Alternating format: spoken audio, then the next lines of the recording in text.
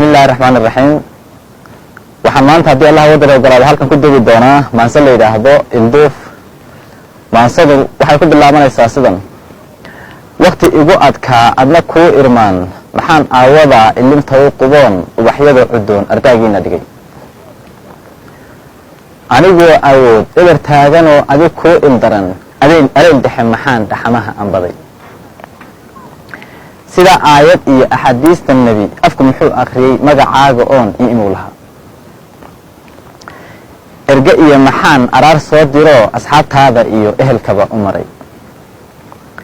sidaan ahay adoon amarkaaga iyo ereygaa tidhaa maxaan oofiyoon ku adeeci jiray ma iloobin weli ayaantaad lahayd iga dayri waddada urku taaladii weli ma ilaan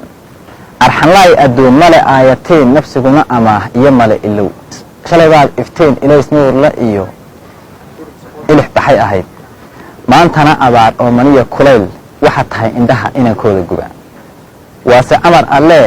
ayaantaad ladnayd abaal maada gelin asxaan ma ada falin urku taaladiiyo aramidan ku suran ibtiliya xanuun adaa galabsadee urku taaladiiyo aramidan ku suran ibtiliya xanuun adaa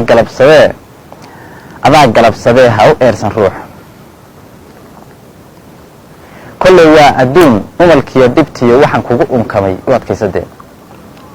waa ayaamahee samir ehel ka dhigo anigana ayaan urka haygu qaban samihii adaa inkiroo noco iska baalmaree iga raali noqo eegiyo haddana afartaa waday ku eg tahay dunidu albaab weliba fulan aniguna socdaya iska kay ilow ina soo ducee. Wassalaamu calaykum waraxmatullahi wabarakaatu.